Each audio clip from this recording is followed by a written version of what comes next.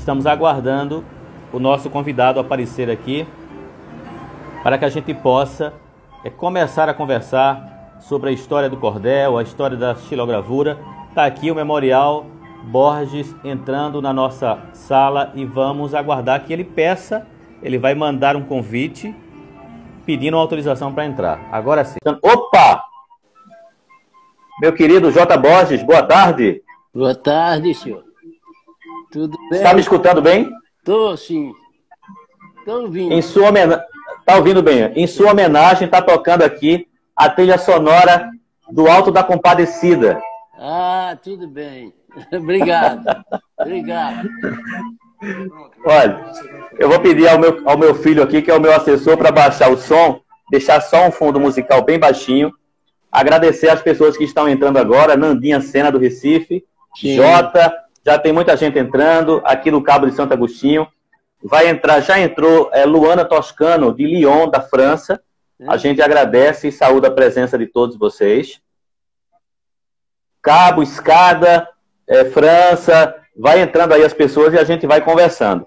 Mas, J. Borges, antes da gente começar de fato a nossa conversa, eu quero lhe agradecer imensamente, agradecer ao seu filho Ivanildo, que é um amigo meu de longa data, e foi através dele que eu cheguei até a sua pessoa, porque eu já estive aí com um grupo de estudantes, mas, obviamente, o senhor não lembra de mim, porque o senhor recebe aí centenas, milhares de pessoas, né, do Brasil e do mundo, né? Não é isso? Então, não tem como lembrar. Aí eu liguei para Ivanildo e disse, Ivanildo, olha, eu queria conversar um pouquinho com teu pai, falar um pouco sobre a arte dele, a história. É uma conversa para alunos, para estudantes, para professores. Enfim, é uma coisa rápida. E vai ficar gravado, vai ser como se fosse um documentário, tá certo? Tá certo. Tudo bem. Bom, mas antes da gente começar, meu querido J. Borges, todo início de programa nosso aqui, a gente presta solidariedade às vítimas de Covid no mundo.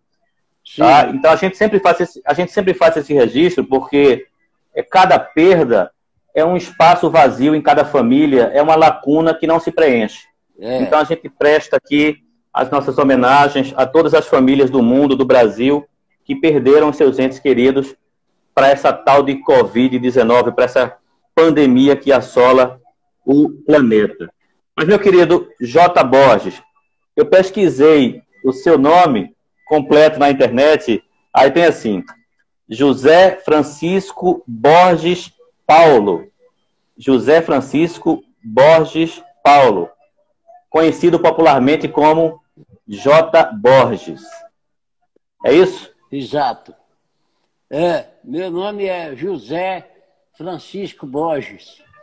Mas como eu fazia as ilustrações para cordel, que era pequena, então não cabia colocar, nessa época que eu comecei, inclusive eu comecei aí em Escada, quando eu morava aí, e eu ia fazer meu nome, porque sempre o trabalho que eu fiz, sempre gostei de colocar meu nome para alguém saber quem fez. Então, o nome de José Francisco Borges era muito grande para colocar numa gravura de 5 ou 6 centímetros. Aí eu, nessa época, não tinha esse processo de aumentar e diminuir. Tinha que fazer tamanho exato. Aí eu coloquei o J. Borges. Então deu certo, somente 7 letrinhas. E esse nome deu muita sorte, porque ele se espalhou no mundo. Esse nome se espalhou no mundo, hoje ele é conhecido, eu sou conhecido no mundo inteiro. Modesta parte, não posso nem, eu não gosto de dizer, mas o povo todo diz também que é exato, que eu tenho esse nome espalhado. Agora, comecei em Escada, em 1964, quando eu morava lá. Olha, na minha opinião, o seu nome em Escada deveria ser nome de escola. Parece que não pode colocar nome de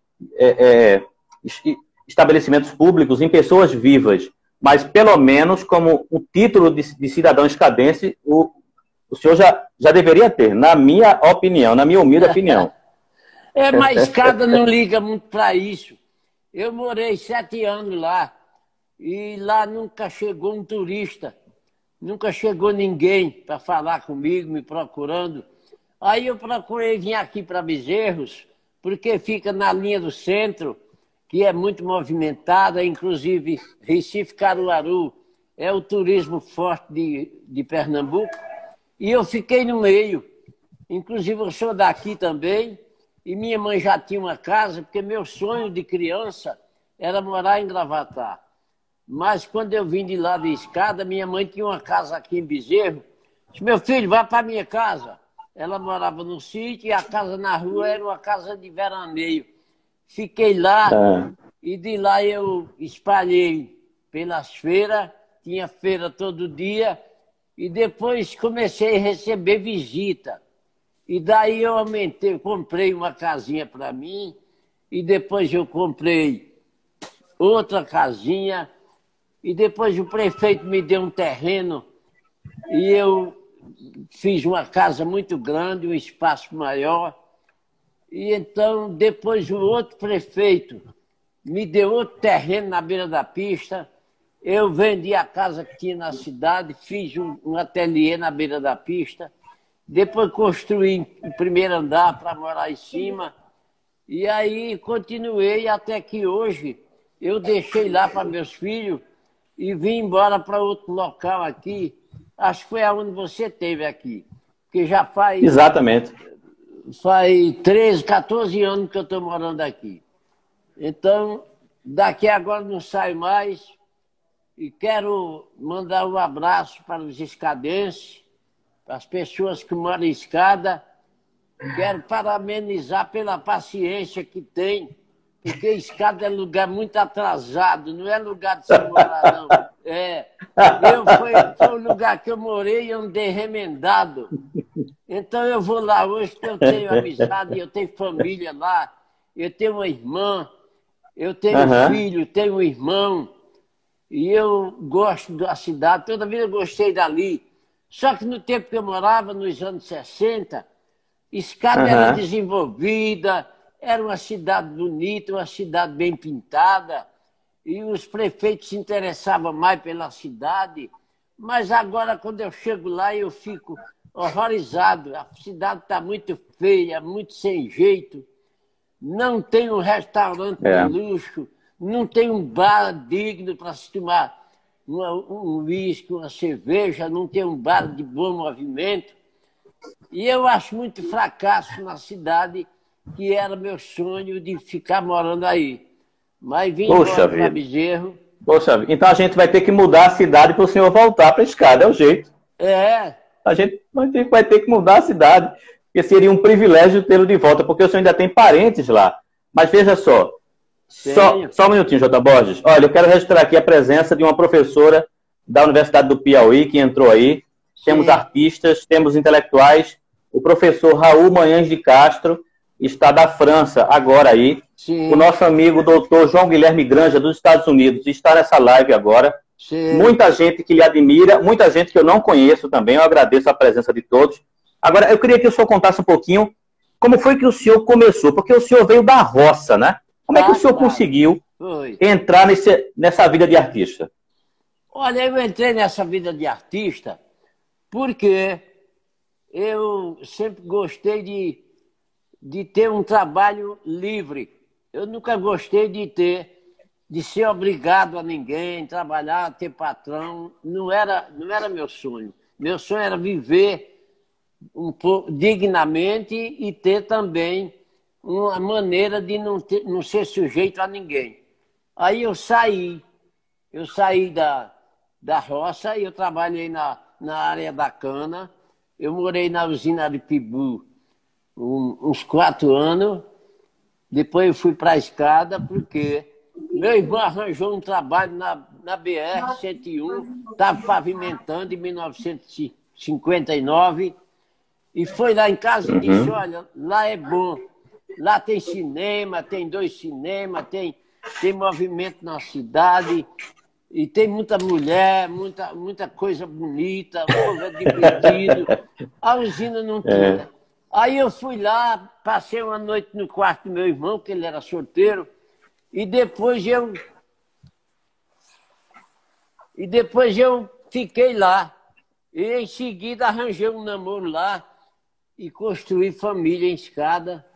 Daí morreram meus filhos todos e o resto-me somente o Ivanildo. Era o filho caçula e se criou, mora lá. E eu tenho uma irmã e tenho um irmão. Meu irmão, não sei se você já ouviu falar, é Lourenço, um que foi da Freshman Royal. E hoje ele está morto. Está morto vivo. Puxa. Eu tive lá e ele não me conhece mais. Ele tem aquele mal de Alzheimer, né? E aí o corpo dele todo, da cintura do pescoço para baixo, ele é saudável. Mas a cabeça não diz nada. Ele não me conheceu, não fala nem nada. É aquela vida que eu só quero viver enquanto não ficar daquele jeito. E aí, de qualquer maneira, de vez em quando eu vou lá visitar meus familiares, visitar o Arlindo Albuquerque, que foi meu colega de colher de pau e tudo. Então, depois que eu trabalhei na roça, eu comecei a fazer umas brincadeiras para criança, de madeira. Eu vendia na cidade, perto de um senhor que morava em Ribeirão.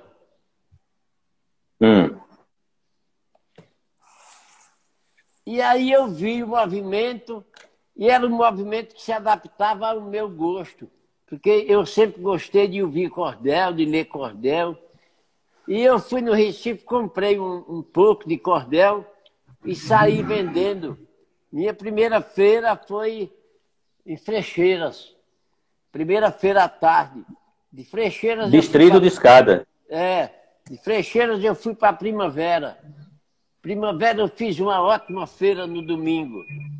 No outro domingo eu fiz Ribeirão.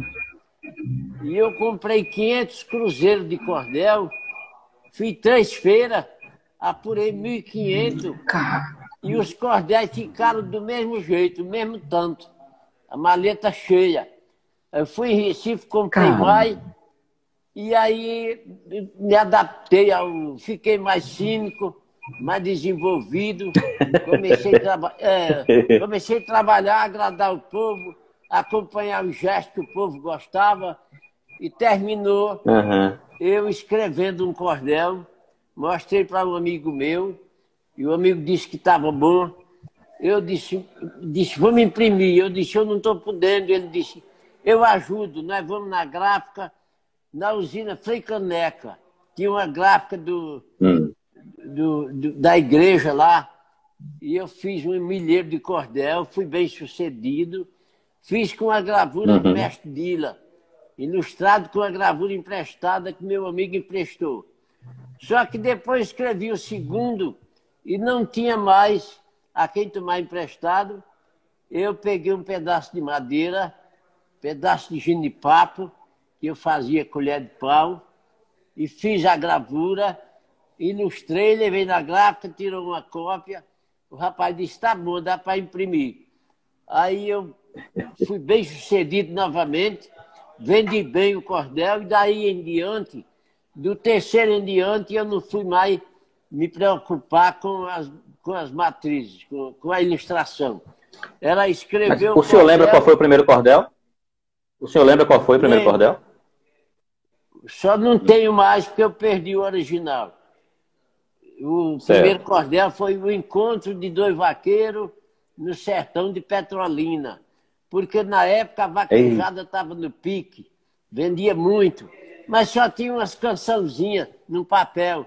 Eu achei de fazer um cordel contando a história de uma vaquejada. Eu criei uma vaquejada em Petrolina. O prêmio não era um carro nem uma moto, era a filha do fazendeiro. E o vaqueiro era um vaqueiro do sertão, um vaqueiro do sertão e um vaqueiro do sul. Só que no sul não tinha vaqueiro. Mas eu, para fazer o contraste, para fazer um desafio, eu tive que fazer isso.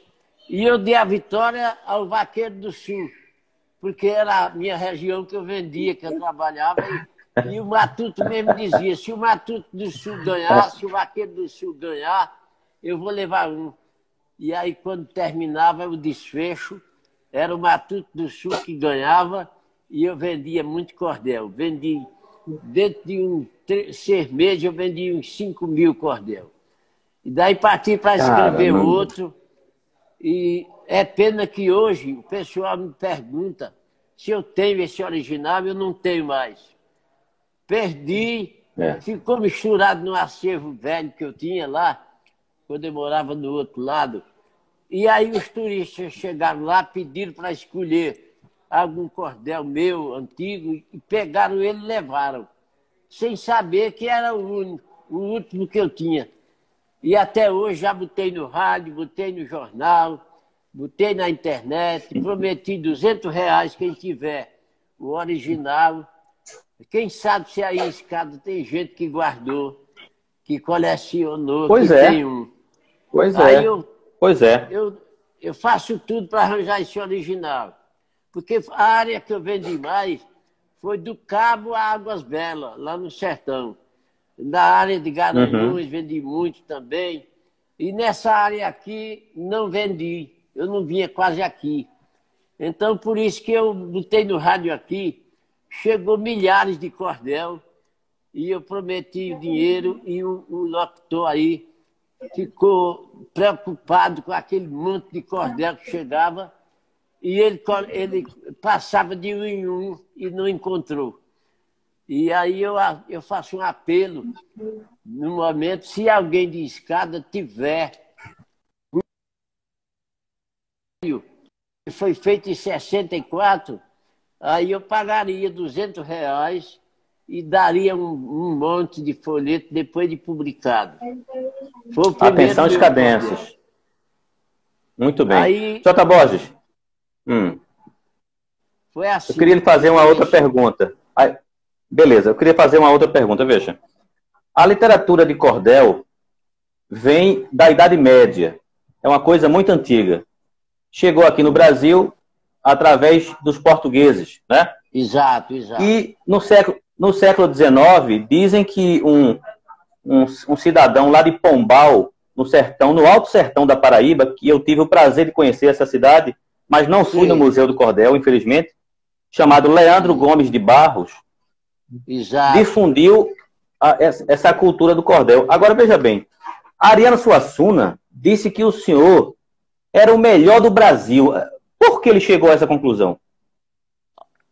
Não sei. Essa eu não sei responder porque ele chegou. Porque ele gostou, acho que ele gostou do meu trabalho, porque quem levou meu trabalho para mostrar a ele, disse a mim depois, porque o Ivan Marquete, que era um pintor carioca que morava em Olinda, ele comprou, mandou fazer uma série de trabalho, porque ele gostava muito do meu trabalho, ele falava meu nome em Recife e Olinda, e ninguém me conhecia. Aí o Ivan interessou-se fazer uma série e mostrar para Ariano. E quando Ariano viu, disse, quem é essa fera? Aonde mora essa fera? Aí o Ivan disse, mora em Bezerro, dá 100 quilômetros daqui. Ariano disse, é uma pena, você vem do Rio de Janeiro, descobre valores, e eu moro aqui, não saio de casa, por isso que eu não conheço ninguém. E nessa época ele estava muito precavido, com medo da ditadura, né? Aí ele não saía, não conversava com ninguém, não recebia ninguém na casa dele. E ele disse, olha, eu não recebo ninguém, não quero, não posso falar com ninguém. Porque ele tinha medo que deslizasse alguma palavra contra o movimento e ele fosse preso. Ah, entendi. O medo dele era esse. Aí quando ele viu meu trabalho, ele disse, isso é uma fera. Eu considero que esse é o melhor gravador do Nordeste. Aí me deu esse nome porque ele se admirou com o meu trabalho. Depois virou meu amigo, virou meu entusiasta, e eu confiava muito nele e ele me fez muito. A palavra dele me deu muito, muito conforto no meu trabalho, no meu currículo, no meu conhecimento. Eu adorava Ariano, devo muita homenagem a ele. E ele, antes de morrer, 2 anos antes, ele esteve aqui e se admirou. Ele disse, Borges, eu sempre disse que você é um grande artista, Mas agora eu vejo que você é um empreendedor muito grande. Quem foi que fez isso aqui para você? Eu disse, quem fez, a primeira ajuda que eu tive foi a sua. Ele disse, como que eu nem aqui vi, nem sabia que existia aqui esse movimento. Eu digo, mas você quando disse que eu era o melhor do mundo, o melhor do Nordeste, depois você começou dizendo que eu era o melhor do mundo, o melhor do Brasil, o melhor do mundo, e isso aí repercutiu, o povo acreditou na sua palavra e o meu currículo engordou. Por isso que eu cheguei a conhecer, a construir tudo isso, morada, garagem, ateliê espaçoso para trabalhar e receber os turistas que gostam do meu trabalho. Foi assim o meu encontro com o Ariano. Pois é. Inclusive tem até um filho meu chamado de Ariano, em homenagem a ele. E é, né? Eu soube que o senhor gosta, eu soube que o senhor gosta de batizar os seus filhos com o nome de pessoas assim, de amigos, de pessoas que o senhor gosta, né? Batizei um com Ivan Marchetti, foi esse o Ivan que levou a primeira gravura e mostrou para Ariano. Eu considero o desbravador, sabe? O desbravador do meu trabalho com Ariano. E eu tenho também o Ivan Marchetti, que é esse que já está, que mora aqui. Eu tenho o Ariano, eu tenho o Rafael, que é homenagem a um colecionador meu de Brasília, que também já faleceu. E agora, no final, eu batizei meu caçula com o nome de Joaquim, em homenagem a meu pai, e é Joaquim Baccaro, em homenagem ao italiano Baccaro de Olinda, que foi o homem que chegou rico em Olinda e deu toda a riqueza para o povo e ajudava os artistas. E ele gostava muito de poesia popular, de arte popular. Era uma pessoa digna, uma pessoa que o Nordeste precisava mesmo. Só que faz 1 ano, quase 2 anos, que ele faleceu. Poxa vida. Olha a netinha chegando aí, ó. Aí, minha neta. J. Borges. Filha do cheiro para ela, viu? Um cheiro para ela. Isso. Olha, J. Borges, Alceu Valença disse que foi influenciado pelo cordel. Lirinha do Cordel do Fogo Encantado de Arco Verde nem se fala. Influenciado pelo cordel. Nando Cordel já tem o nome de cordel no próprio nome. Inclusive, ele disse que a maioria das músicas que ele faz são inspiradas no cordel. Inclusive, uma que ele fez para Maria Bethânia. Tô com saudade de tu, meu desejo. Olha, o senhor, além de amigo de Ariano, o senhor tinha um fã em Portugal que era considerado um dos maiores escritores da língua portuguesa do mundo, José Saramago. Eu lhe pergunto, como é que o senhor se sente diante de tanta popularidade, diante de tanta importância? Olha, eu me sinto normal, porque nada disso me deixa eufórico, não fico orgulhoso, gosto de ser humilde. Então, tem gente que quando recebe uma palavra de conforto no trabalho, tem gente que se liga muito à arte, à fama, à força, mas eu não, eu levo uma vida normal. Quando aparecem esses elogios de pessoas importantes, eu não digo nada, não digo que está ruim, mas também não saio dizendo que é bom, que sou isso, sou aquilo. Não, eu levo minha vida bem calma, considerando essas pessoas uma ajuda do meu currículo, da minha vida, e não deixa de ficar satisfeito. Sim, meu menino também agora teve a homenagem de Joaquim, o nome de Joaquim, em homenagem ao meu pai, em homenagem ao doutor Joaquim Falcão, que era o presidente da Fundação Joaquim, aliás, da Fundação Roberto Marinho, e foi ele que teve a ideia de me considerar patrimônio cultural vivo de Pernambuco. E ele colocou no jornal, numa frase de 2 letrinhas só, 2 versinhos. E terminou o juiz de direito aqui de Bezerros, no domingo, foi lá em casa e me entregou um pedacinho de papel pequenito, Disse, olha, isso aqui é um recorte de jornal, doutor Joaquim Falcão, considerando você o patrimônio cultural vivo do estado de Pernambuco. Isso é uma frase muito bonita e ele é um homem intelectual, é um homem muito formado, culturalmente ele é muito famoso, ele hoje é o presidente da Fundação Roberto Marinho e eu nem conhecia esse homem, nem sabia que existia. Mas, nesse mesmo tempo, um deputado federal, um deputado estadual chamado Sebastião Rufino, aqui de Pernambuco, Sim. ele é de Bom Jardim, Sim. ele me fez uma homenagem na Câmara e disse que era uma homenagem inédita. E eu tinha que ir lá para receber o quadro, a homenagem. E eu fui, quem me levou foi o prefeito daqui na época. Terminou, me botaram para falar, agradecer a homenagem na tribuna dos deputados. E eu sou matuto, analfabeto, não aprendi, tive 10 meses de escola somente, mas eu falei 20 anos para o povo, para o público no meio da feira, no interesse de ganhar minha vida. Exatamente.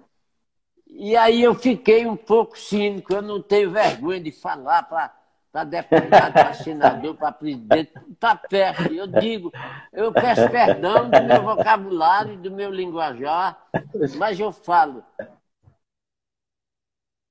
O J. Borges, olha, tem umas perguntas aqui. Vá, diga, pois não. Eu estou diante da massa cultural, dos poderes da massa, dos poderes da cultura popular de Pernambuco. Eu estou diante do prefeito de Recife, eu estou diante do vice-governador, estou diante do prefeito da minha cidade, de muitos colecionadores, muitas pessoas importantes, e eu recebi esse título, essa homenagem de patrimônio cultural vivo de Pernambuco, e eu estava o delegado do Ministério da Cultura, doutor, eu me esqueço do nome agora, Valmir, parece, e eu disse, aí eu quero que as pessoas que estão dominando, que são os maiorais da cultura, que têm direito a fazer um projeto, uma coisa assim, faça alguma coisa para esse patrimônio cultural vivo viver dignamente. Muito obrigado. Aí recebi as palmas. Com 15 dias depois recebi uma carta lá em casa, me convidando para uma reunião no Palácio, que o governador tinha criado um projeto, e o vice-governador também, que era Raul Henri. Criaram um projeto chamado Patrimônio Vivo, do estado de Pernambuco.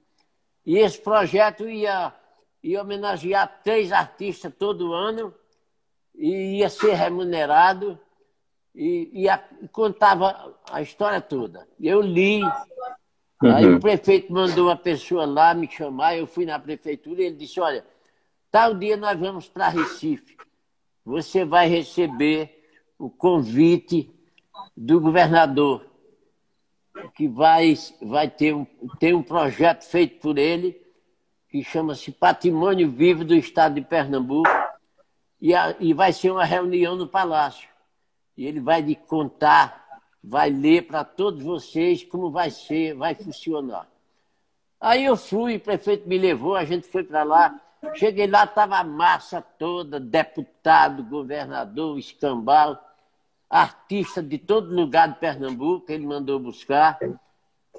E no final tinha um amigo meu, que por sinal faleceu faz uns 3 meses. Ele disse, olha, Borges, quem vai ser o orador do projeto, o primeiro orador, vai ser tu. Eu disse, você está doido? Você está doido? Eu aqui no Palácio falar para essa turma de gente tudo formado, tudo grande, pessoas de grande cultura, grande leitura, intelectual, tinha gente de todo lado. Eu disse, eu não tenho condição não, você mesmo sabe que eu sou analfabeto, eu não estudei, e meu vocabulário é do cordel, é do interior. Aí ele disse, não tem problema, é isso que nós queremos ouvir. Eu sei que o governo veio, assinou o projeto, se recolheu, o assessor dele leu o projeto todo, e depois disse, agora vamos ouvir a palavra do artista internacional de Bezerro, J. Borges. Eu entrei para a tribuna, sentei, fiquei lá e apresentei minhas desculpas de não ter estudado e tal, e depois comecei. E disse, o senhor governador, me perdoe, me desculpe, a minha proposta, que eu vou dizer agora, pode até lhe agravar, mas me desculpe. É o que eu vivo até hoje e eu tenho que dizer, não tenho fé que esse patrimônio vivo, esse projeto vá à frente. Porque desde eu adolescente que eu recebo tudo isso, convite para reunião, para simpósio, para congresso, para associação, todo esse movimento em prol da cultura, e até hoje não saiu uma seda, um papel de cigarro da gaveta. Fica tudo engavetado. O senhor me desculpa eu não acreditar. Aí ele disse, Borges, esse vai ser para valer. Agora vai demorar porque vai tramitar na Câmara que eu quero fazer para ficar feito mesmo. Para quando entrar outro governo não desmanchar. Eu disse, tá bom. Eu confio que você é uma pessoa colecionador de arte, é o governador que liga muito os artistas, que gosta da cultura popular do Nordeste, de Pernambuco. Vou acreditar e vou esperar. Aí todo ano tinha 2, 3 reuniões, eu não ia não. Não nenhuma. Ultimamente recebi um telefonema dizendo, olha, a reunião, o governador vai dizer a vocês que o projeto foi aprovado na Câmara e agora vai funcionar, começar a funcionar. Mas ele vai fazer um discurso e vai dizer isso na Casa da Cultura. E ele está lá de 6h15 da noite, sexta-feira. E a gente deve estar lá, você deve estar lá. A prefeitura veio aqui, o pessoal disse, nós leva você. Mas esse povo de prefeitura são muito sorda e lá vai. Eu disse, que hora é lá o discurso? Disse, 6h15. Eu disse, nós temos que sair daqui 4 horas da tarde, para chegar lá com tempo, se colocar direitinho, que eu sei que tem muita gente. Eles chegaram 4h40, meu amigo, aqui, com um carrinho da prefeitura, que só rodava 50 quilômetros por hora. Então, daqui a Recife é 100. Aí nós gastemos 2 horas. Ah, meu Deus. 6h40. Quando eu cheguei lá, já tinha acabado tudo. Ainda tinha muita gente conversando, tá, mas tinha acabado. Já tinha juntado as cadeiras, já tinha juntado as mesas. O governador, ninguém sabia mais onde estava. A única pessoa que me encontrou na saída foi o reitor, que eu esqueço do nome dele no momento. Disse, Borges, você veio também? Eu disse, vim, doutor. Mas eu estava chegando. E ele já estava saindo. Ainda encontrei um garçom lá com uma bandeja e uma dose de uísque. Na bandeja eu peguei logo, tomei, engoli e entrei para lá, para dentro. Lá dentro estava Bacaro, estava Vincent, que é um francês, que é meu amigo também. E tinha uma série de amigos ainda conhecidos lá dentro, conversando. Eu cheguei e disse, olha, Borges, me abraçaram.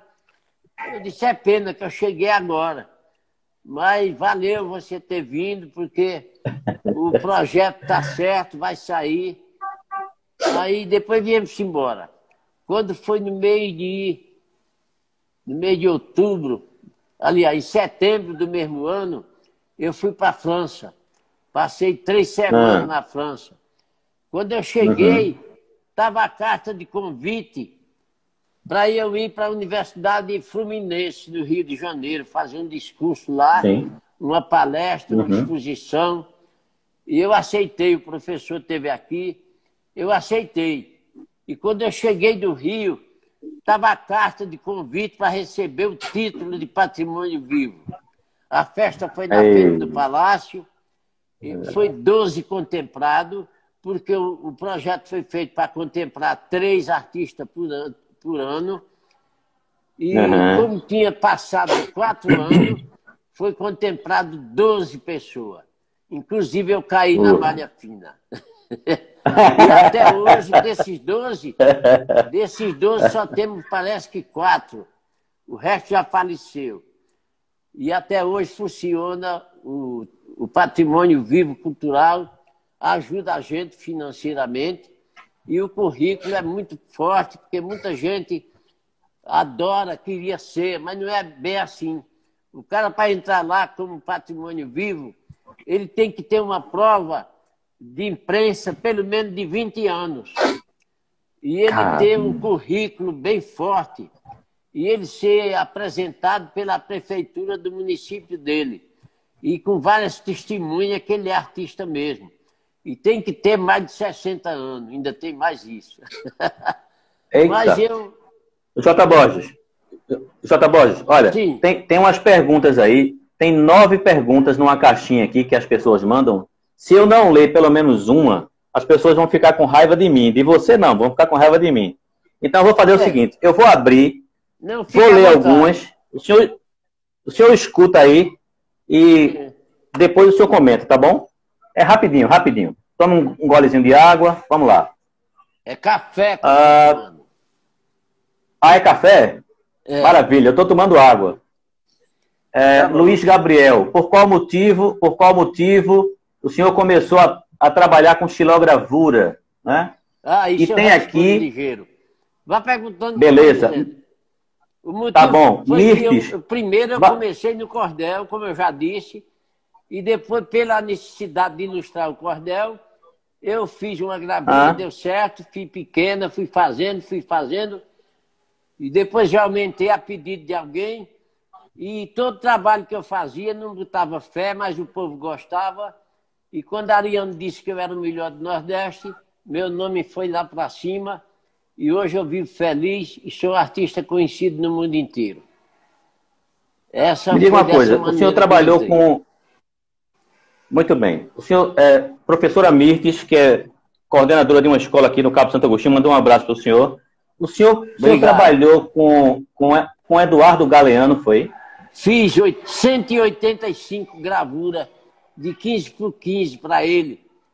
E foi uma pessoa, sem menosprezar, sem agravar os outros, para mim foi um homem digno, honesto, um homem sensível à arte, um dos grandes homens do Brasil, foi ele. E eu lamentei a morte de Eduardo Galeano, igualmente a morte do meu pai. Ele é autor de um livro muito importante chamado As Veias Abertas da América Latina. Eduardo Galeano. Olha, o professor Raul, da França, está lhe perguntando, o senhor conheceu Patativa do Assaré e ele lhe pede para recitar um cordel. Não conheci Patativa. Eu vi Patativa numa reunião, numa feira de arte que teve em Caruaru, que era patrocinado pela professora Luísa Maciel, que acho que já faleceu. Eu tive o direito de ver o Patativa, já muito cansado, já muito velho, mas ele esteve lá a convite, só a passeio. E lá ele declamou uns versos para o povo e eu não conhecia ele. E para ler um cordel agora é impossível, porque eu tenho essas outras respostas para responder. Não se preocupe. Então, deixa eu trazer uma outra questão. Lúcia Vilar, professora, admiração e respeito por você e sua arte. Ela é de Caruaru.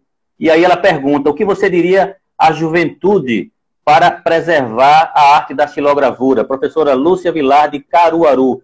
E uma professora de Pombos, da Erém Capitão, em Pombos, lhe manda um abraço. Eu já fiz uma palestra em Pombos num colégio, eu acho que é gente daquele lado ali. Exatamente, é ela mesmo. Gente muito boa, pessoal muito ativo, muito cultural, apesar de ser uma cidade pequena, desconhecida, mas tem um professorado muito educado, tem bons colégios, e eu tive uma tarde lá. E essa professora Vilar, eu acho que ela tem alguma ligação com Ariano, né? Porque Ariano, o nome dele tinha Vilar também. Era Ariano Vilar Suassuna. Não sei. Mora em Caruaru, é minha vizinha. E Pois é. Eu trabalhei muito em Caruaru, tive uma banca lá na feira, 4 anos. E Caruaru é a cidade ela quer saber o seguinte. Isso, mas ela quer saber como fazer para que os mais jovens passem a dar continuidade e a valorizar a arte da xilogravura. É abrir um espaço para o jovem visitar e fazer palestra, dar incentivo, dar conselho, que eu sempre faço isso. Aqui eu recebo muita gente, você já veio também aqui, né? Mas esse ano não teve nada disso. Esse ano foi triste. Não veio ninguém. A pandemia. Não conversei com as criançadas, o que mais eu gosto de fazer. Não aconselhei ninguém. Então aqui eu posso dizer que as crianças devem se ligar à arte. Um país, um estado, um município sem arte, sem cultura, é uma coisa esquecida, é uma coisa feia. E essa juventude, essa criançada, tem que aderir ao movimento da arte popular, da poesia, do cordel, procurar ler cordel, entender que o cordel não é uma literatura fajuta, é uma miscelânea de cultura. De tudo que existe no mundo tem escrito no cordel e mais ou menos faz o ensinamento, porque o cordel, ele nasceu sendo, aqui na região, ele foi jornalismo, se viu como jornalismo, se viu como diversão nos anos 40, que eu era criança, e não existia rádio nem televisão, e através do cordel, muita gente... E ele se viu também como aprendizagem. Muita gente aprendeu a ler, ainda tem muitas mulheres e homens aí, já velhos, que sabem ler através do cordel, nunca foi na escola. Então, o cordel, atualmente, o poeta Olegário de Caruaru, ele dizia que o cordel nunca acabava, porque ele se modificava, mas ele conseguia ultrapassar a fronteira, pisar os regimes e os costumes diferentes do povo e passar com a simplicidade que o cordel é. Realmente ele falou certo, porque hoje o mundo está alfabetizado, completo, mas ainda chega pessoas poliglotas, professores, comprando cordel e vai comprar para ler de para aprender a literatura de cordel, a origem, todos os pormenores do cordel eu vou comprar para aprender. Então ainda serve como diversão. O povo compra também ainda para ler. E serve como aprendizagem também, porque as pessoas hoje são formados, mas eles não conhecem a história do cordel, compra ainda. E também serve como jornalismo. Ainda quando acontece uma coisa no lugar, se faz um cordel e ensina o povo da zona rural, do lugar difícil, gente que não vai na feira, que não vai na cidade, lê um cordel e entende o que está acontecendo. Então o cordel, apesar dessa divulgação toda, desse impasse que deu à leitura, à cultura, o movimento cultural, o movimento de aprendizagem muito grande hoje, todo lugar, toda vila, todo povoado tem escola, todo mundo sabe ler, porque na minha época de criança era 3%, era 1%, 2% que sabia ler. O restante na cidade ou no sítio era tudo analfabeto. E hoje o cordel, naquele tempo, ele ensinou e atualmente está ensinando ainda. E está divertindo o povo. Tem gente que diz, Eu vou comprar um cordel para ler em casa, porque não tem nada na televisão para divertir a gente. Não tem, e os cordéis têm um movimento muito engraçado. Eu escrevi, a pedido de um professor de Natal, eu escrevi A Filosofia do Peido. E esse livro se consagrou. E eu estou vendendo, faz uns 5 anos que eu escrevi, eu já vendi mais de 20 milheiros dele. É muito engraçado, o povo compra para se divertir, para ler e dar risada. É isso A aí. Filosofia do Peido. É. Não lembra de algum verso dele? Não, não lembro. Não lembra agora. Infelizmente, a natureza não faz a gente completo. Não se preocupe não. Fala aí pra gente. Desta parte eu sou inteligente, mas esse negócio de aprender, de decorar, eu não tenho condição de gravar nada. Eu faço tudo. Eu vou pedir ao meu assessor para procurar aqui. Procura aí, Gabriel. A Filosofia do Peido. Procura aí. Fale um pouquinho das suas andanças pelo mundo. O senhor deu curso em tudo quanto é lugar, fora do Brasil, né? Dei no Brasil quase todo, só não dei no Norte, porque o Norte é muito difícil. Eu até tenho um projeto para conhecer as cidades do Norte, a partir de Belém. Eu conheço Belém, conheço Manaus. E a partir de Goiânia eu não conheço nada. Cuiabá, Campo Grande eu não conheço. Mas já dei aula em muitas cidades do Rio de Janeiro, capitais, cidades grandes, cidades pequenas. Eu dei aula, me ensinei a criançada, incentivei. E também já fiz isso nos Estados Unidos, fiz na Venezuela, em Cuba, em Santiago do Chile. Dei também aula na França, dei aula em Paris e dei aula em Marsella, que é uma cidade do sul da França, já banhada pelo mar Mediterrâneo. É uma das cidades mais bonitas da França, porque eu não gosto de Paris, mas Marsella, eu moraria em Marsella. É uma cidade linda, é muito antiga. Ela, antes de Cristo, 550 anos, ela foi construída. Por sinal, ela está com 2.500 e tantos anos. E a cidade é toda feita estreita, as ruas. E ela tem um poder aquisitivo muito forte. É uma cidade de 3 milhões de habitantes. Todo mundo tem um carro. Todo mundo tem um carro machucado lá, porque a cidade não tem condição. Uma cidade construída há 2.500 anos não tem condição de ter rua larga. E os elevadores, os prédios lá, que tem muitos, os prédios são baixos, são de 10 andares abaixo. Mas todo ele é na escada de madeira, não tem elevador.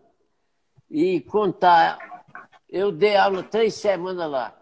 E já dei aula em muitas partes por aí, no estado de Pernambuco, em Garanhuns, dei aula em São José de Belmonte. Teve uma cidadezinha que eu dei uma aula um dia e fiz uma artista muito boa, só que a cidade é atrasada, não vai ninguém lá. E eu disse a ela: minha filha, procure se localizar numa cidade desenvolvida, que você já é um artista. Foi em Ipujuca, rapaz. Ipujuca. Eu dei aula em Ipujuca, a convite de um projeto de Recife. Eu fiz uma moça, fez uma gravura muito mais bem feita do que eu. E também em Garanhuns eu fiz um artista lá. Em todo lugar eu faço. Em São José de Belmonte, eu cheguei lá, como era uma época de cavalgada da Pedra do Reino, então não tinha hotel, nem pousada, não tinha nada. Quem me convidou disse logo: Borges, você vai ficar hospedado em Serra Talhada. E o carro leva você e traz todo dia. Eu fui para São José de Belmonte e cheguei lá, os alunos chegaram para se encontrar comigo, para a primeira reunião, e veio no meio uma mocinha com a mão cortada, só tinha o braço. E eu disse a ela: minha filha, você se inscreveu aqui no projeto? Ela disse: me inscrevi. Eu disse: como é que você vai fazer? Você pensa que é uma coisa maneira, é um trabalho assim como bater uma foto? Não é, minha filha. É um trabalho que requer força, requer corte de madeira, trabalhar com buril, com goiva. É pesado, não é maneiro, não. Ela disse: eu vou ver se consigo. Meu filho, parece uma mentira, mas foi a rainha da escola. Foi ela. Poxa. No final, quando os alunos fizeram a exposição de todos os trabalhos deles, o dela se viu de... Eu bati palma e disse a ela, você foi a aluna que me deu muito prazer. E depois tinha um rapaz de Serra Talhada, que é professor, é também empresário, ele é comerciante, é professor, tem fazenda, é um sujeito intelectual, muito sabido, muito alegre, pessoa muito boa. Ele foi lá, ele se inscreveu como aluno. E depois descobri quem era ele e disse aí, mas rapaz, você metido aqui no meio dos meninos, querendo aprender uma arte de gente pobre. Ele disse, Borges, eu admiro tanto essa arte que eu quero pegar os pormenores, eu quero aprender, eu quero fazer alguma coisa. Então, no final eu disse a ele, aquela menina deu em vocês todos. Ele disse, vamos prestar uma homenagem a ela. Vem o prefeito, vem todo mundo que vai ter o encerramento, sexta-feira de tarde, e você vai dar um elogio para ela e eu também. Aí, rapaz, nós fizemos ela chorar. A bichinha chorou de tanta emoção. Quando eu disse que era aluna da semana, que ela aprendeu a arte completa, todos os pormenores da arte, dentro de 5 dias, e, além de tudo, ela é deficiente, e os que têm 2 mãos completas não fizeram tão bom como ela fez. E eu pedi uma salva de palmas para ela, até o prefeito bateu palma, depois abraçou ela, e eu disse ao prefeito, faça alguma coisa por essa menina, ela merece. Pelo menos arranje uma cadeira num colégio aí para ela dar aula. Em São José de Belmonte. Fiz outro aluno muito bom em Gravatar. E assim eu estou por aí afora. Tem artista que diz que não ensina para não criar concorrente. Mas isso aí é o cúmulo da ignorância.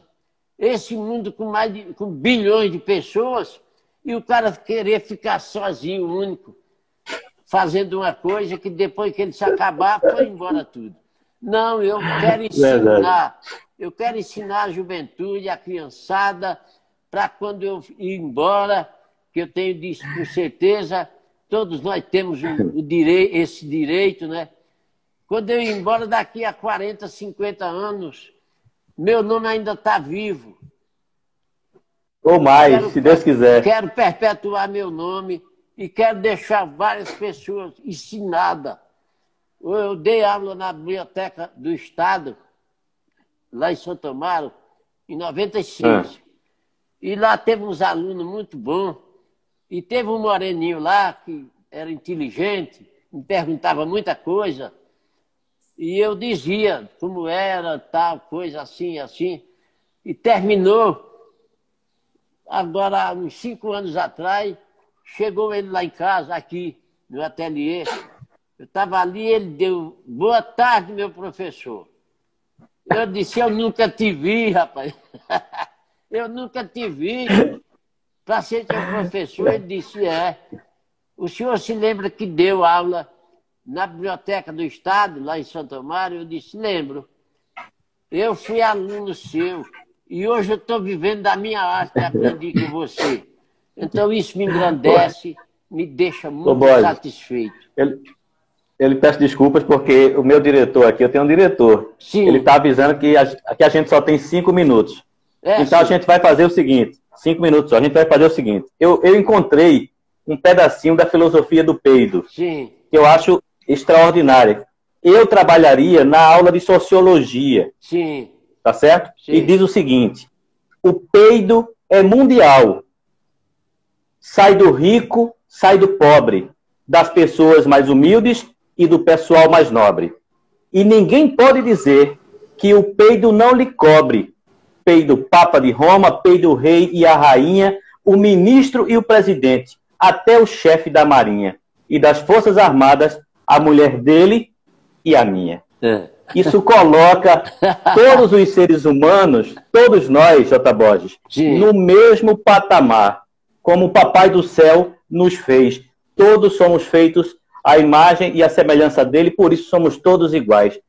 Meu querido J. Borges, eu lhe passo a palavra, professor, mestre, artista, influenciador digital agora pelas redes sociais. Sim. Eu lhe agradeço imensamente, inclusive Ivanildo Borges entrou aí. Sim. Ele está lhe vendo, está lhe escutando. Eu agradeço a todas as pessoas que entraram e lhe passo a palavra. Peço desculpas porque a gente não tem muito tempo agora para ler todas as perguntas. Lhe passo a palavra para as considerações finais. Você tem 3 minutos, J. Borges. Deus te abençoe. Então, esses 3 minutos, eu vou deixar de abraço aos conterrâneos. Eu considero Escada, o pessoal, meus conterrâneos.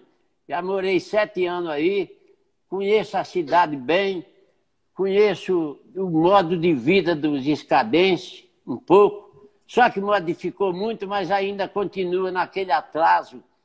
Escada foi um lugar que não evoluiu muito, é pena.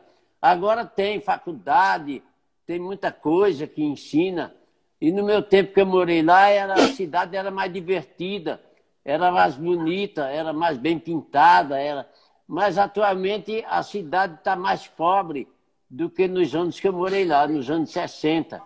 Por motivo que fechou as usinas, fechou as indústrias, fechou muita coisa. E o povo fica vivendo não sei de quê, pedindo a Deus felicidade e trabalhando por fora. E por isso a cidade se atrasou.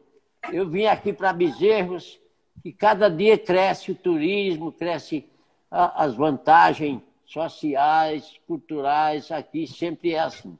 Eu agradeço muito, peço desculpa ao professorado, ao pessoal que está com você, que está ouvindo um matuto analfabeto, mas um matuto que conhece 10 países. Estou com 8 viagens nos Estados Unidos, o país que Deus mandou fazer. O povo tem mágoa dos Estados Unidos, mas esse movimento é um movimento alto, político, financeiro, muito alto.